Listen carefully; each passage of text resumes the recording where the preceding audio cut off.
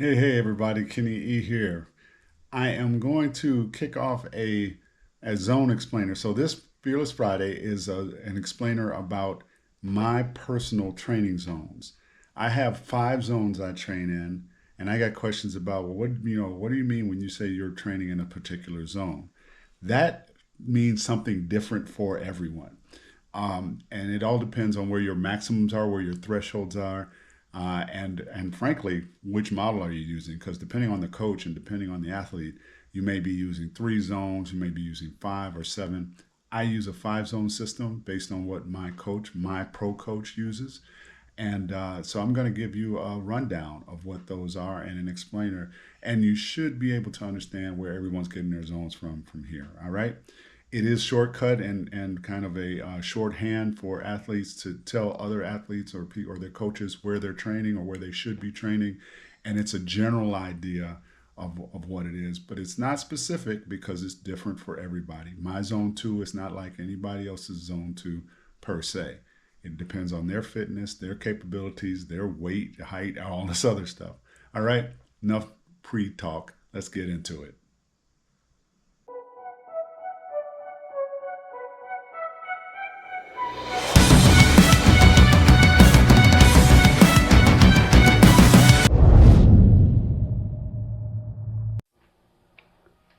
So, just a reminder this is a very basic explainer, and it's really to give you guys some perspective as to what my zones are when I'm talking in the videos about I'm in zone 2, zone 4, or whatever.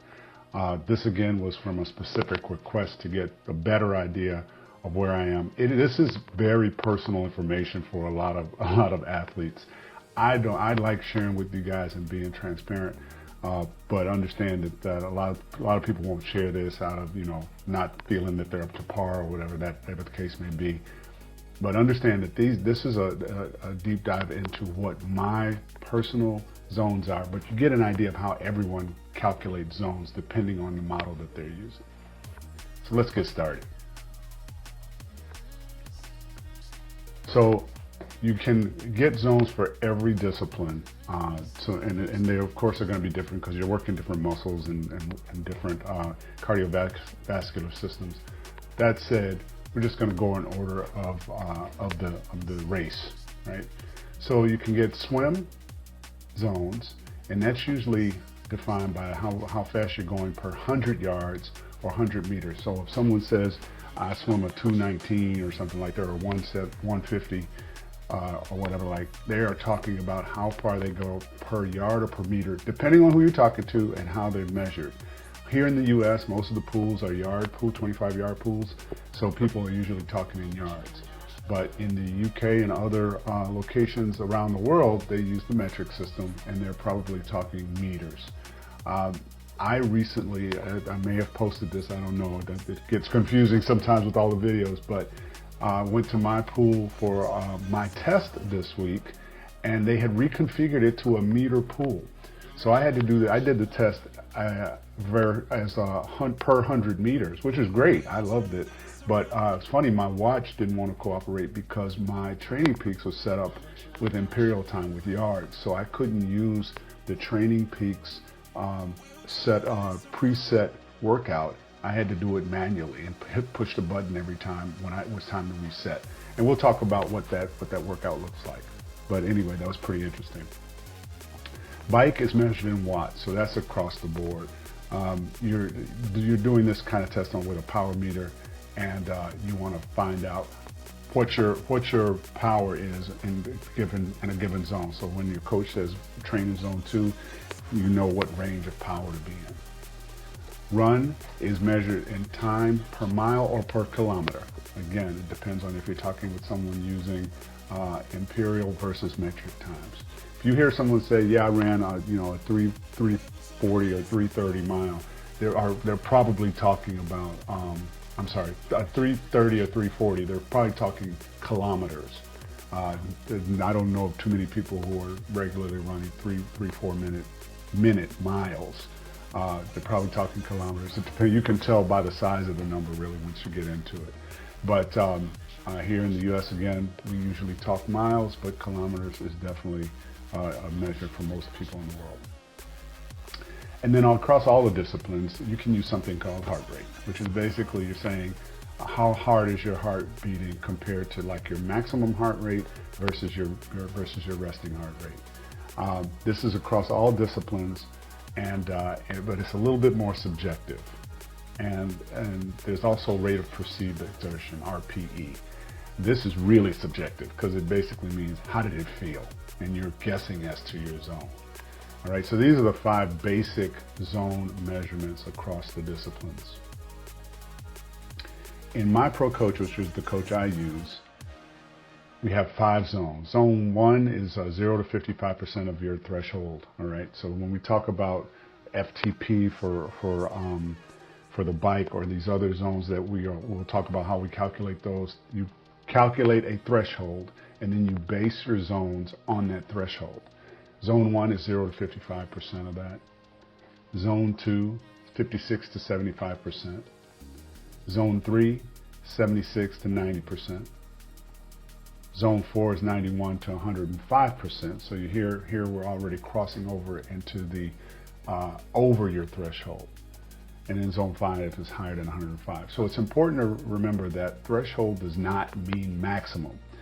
Really, threshold is supposed to be a measurement of a maintainable high level of exercise over a period of time.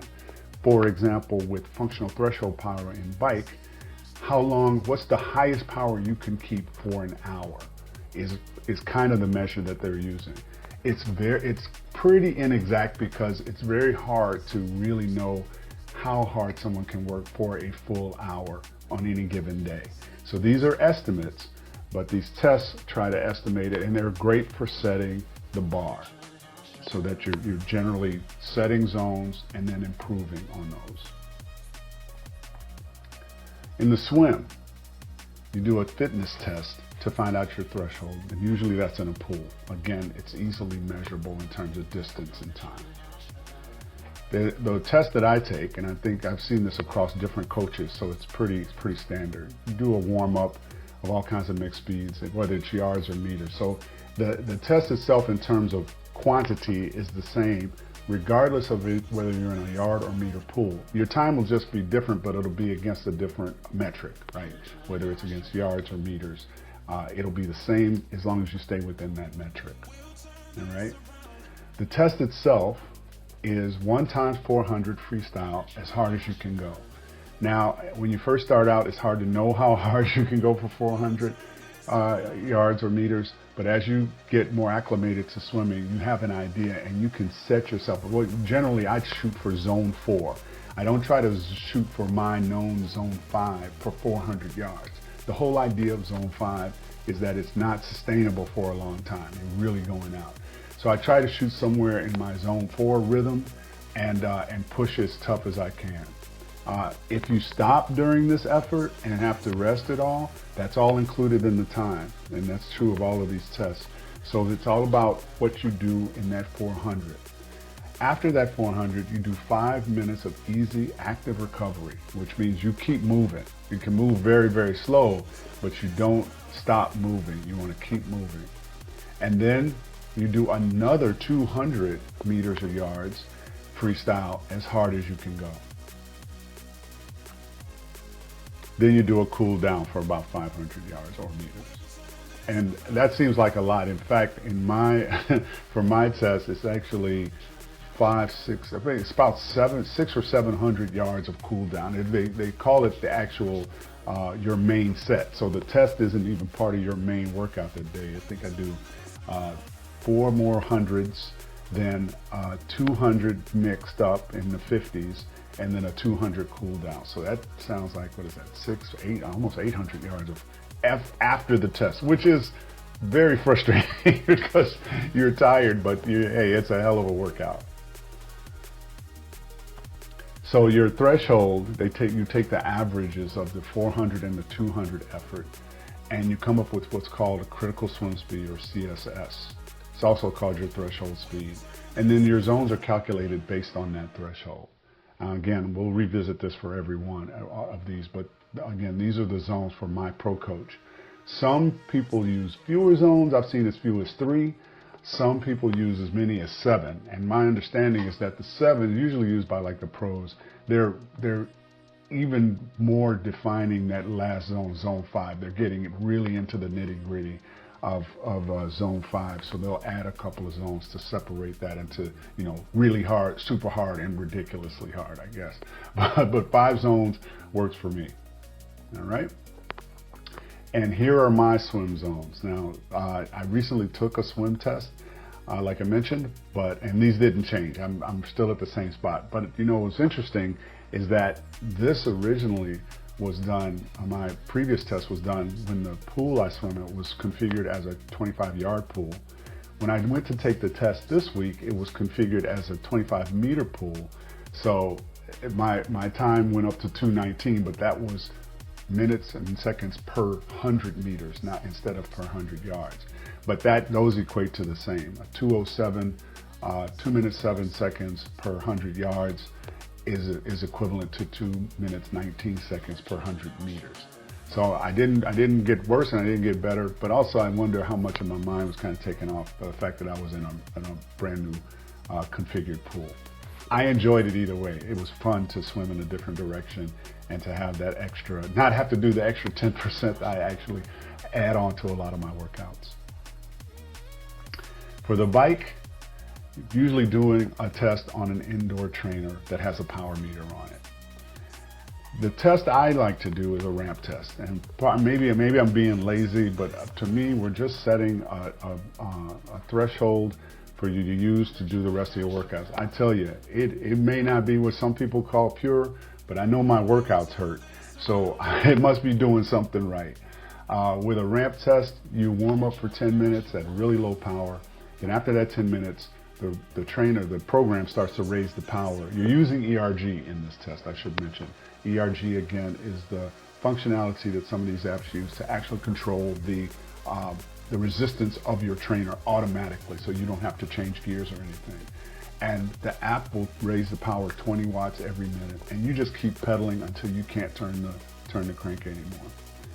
And the way they calculate FTP is they take 75% of the highest 1 minute of power. So over however long you're pedaling, they take the highest amount of power over a minute in that time and take 75% of that, and that becomes your FTP. This is what that looks like as far as a profile. So you see the first 10 minutes is really low power, that's the gray. And these colors are actually based on the last FTP you programmed into the system. So it's not trying to say this is your, these are your zones now. It's saying this is what your zones are based on their last FTP. And you get up into that red pretty quick. Again, FTP is not maximum. It is an idea or some kind of measurement of how long you supposedly could keep a power for over an hour. Right? So when you stop pedaling, it says, okay, we're going to take the highest amount of power over a minute from the time the test started, and they take 75% of that. That's your FTP. A secondary test, and the one I used the very first time I took an FTP test, and several times after that, is called a 20-minute effort. So you warm up for 20 minutes in low and mixed power, and then you don't use ERG for 20 minutes after the warm-up. You work as hard as you think you can over 20 minutes. Again, it's a guessing game, especially for newer riders.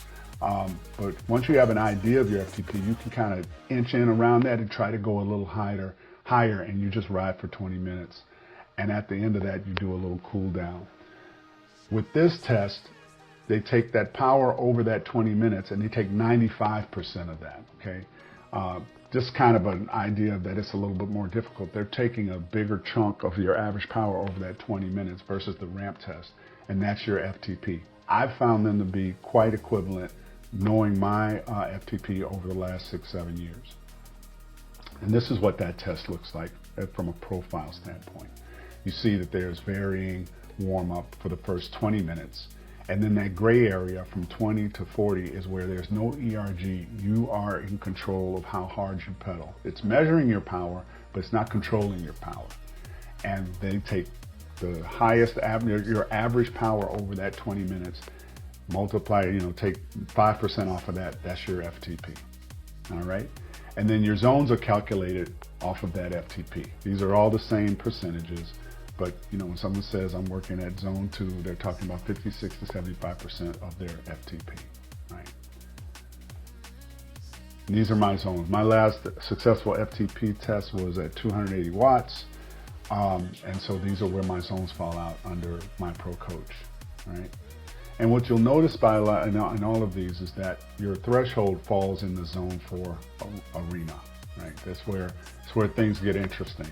Again, it's a mark of, you know, how long you can sustain versus when things start to fall apart. All right. And for the run, usually done on a treadmill or a track, something again that's very measurable. The test, you warm up for 10 minutes at various speeds. Actually, in my test, as you'll see, it's warm up is 9 minutes, but who's counting? And then again, you're searching for a pace you think you can keep. This is not something that is controlled for you. Now, on powered treadmills, you can set a speed and then just try to keep up. But I use a manual treadmill at home, and so it really is about how fast I think I can go. And I try to pick a speed higher than what the app tells me, because the app again is basing the speed, the maximum, on whatever my last threshold was. I try to do better than that if I've been training properly, right? And so you run for 30 minutes straight. And they tell you in this test, at least on my program, in my Training Peaks and through my pro coach, that if you need to stop, if you need to walk, whatever, you can do that during this 30 minutes. But again, that becomes part of your average time over that 30 minutes, which becomes your new threshold speed. All right, so the average pace over that 30 minutes is your threshold pace. This is what that looks like for me. So you see there's a ramp up for like 5 minutes, and then there's over the course of the next 4 minutes some what they call activations, where you do some quick 30-second intervals, and then you run for 30 minutes as hard as you think you can. A lot of times when I'm not in great shape, I will stop or slow down during the test, but I was really happy this last time. I pushed it. I was glancing at the speed. I noticed I was staying above where they had me set. I think they wanted me to run at 6.6 miles per hour. And I was staying above that a little bit. And so in my head, I was saying, so my threshold should improve. And in fact, it did. The zones, again, based on wherever you fall. In mine, my old zone, my threshold was 9 minutes, 6 seconds. And a side note here, I found out over the years that your body weight definitely has a major impact on how fast you can run. It has everything to do with how much pressure you're putting on your feet when you're running, what you have to carry. You may have remember from a previous video I talked about having the fuel to carry the fuel. This is definitely one of those deals. So here is where my zones used to fall, but after my recent test, I dropped 30 seconds per mile, and that of course impacted all of my zones. So the zones became faster. Here's a comparison of where those zones fell. The old, you can see zone 1 starting at 11:23 to 12:08. Zone 1 in my new setup is 10:45 to 11:28. So a lot of my old zones would have fallen into higher zones in my new world. But something like that. I think you guys know what I'm trying to say. And again, you see that 8:36 and the 9:06, they are where zone 4 starts in both cases. Those were my thresholds, and again, threshold falling into zone 4. One power metric and measure I'll bring up just real quickly is some of these foot pods will measure run power. I don't know exactly what they're measuring, but the app, in this case, this is a Stride foot pod. It measures it just records how you're running, and it assigns a power number to you and actually adds zones.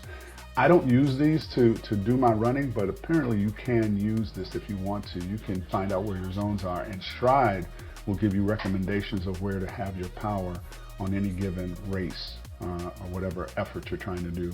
It'll say, okay, here's your recommended power, and you can follow that. Garmin tracks it. I'm sure other watches track it. So That's just another way to look at zones and power. I don't use this. I just thought for completeness sake we'd show it here. And then two other ways to measure zones. One is heart rate. This is very subjective because, first of all, it's based on your maximum heart rate, which is how fast can your heart beat, full stop, on any given effort, any given discipline. You need to know that to set up heart rate zones. Hopefully, once you're fit, this will correlate to your more objective zones that we measured for the swim, bike, and run. So the zone 2 heart rate would equal whatever your zone 2 bike or run would be. That's ideally, but it takes time to get there. At the beginning, these don't correlate at all. When you're not that fit, the heart rate tends to be what looks like a zone 2 on the bike might be a zone 4 heart rate. So again, pretty subjective. Your heart rate is slower to respond to stimulus on a workout. You'll notice that you can be running and eventually, if you stay at the same speed, your heart rate will drift. So it's catching up. Also, your heart rate can be impacted by a lot of stuff that has nothing to do with your actual fitness.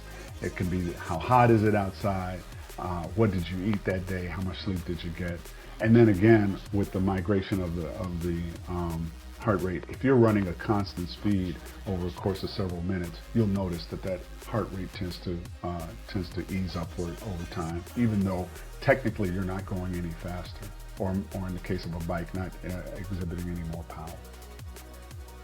All right, my default heart rate, these are kind of arbitrary, but my max heart rate 179. I have been over 180 in the past.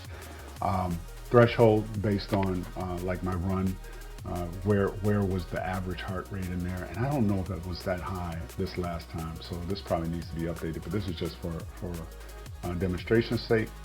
So you can set zones according to your heart rate. Again, more subjective, but if you don't have tech measuring the other stuff, this is a good fallback. And then finally is rate of perceived exertion, or RPE, and that really comes down to how does it feel. If you use Garmin, use Training Peaks, well actually the Training Peaks is getting this information off the Garmin, but you can tell after a scheduled workout, structured workout, you can tell Garmin how the exercise felt. And you can do it in Strava as well. Strava asks you, you can tell it what your perceived exertion was.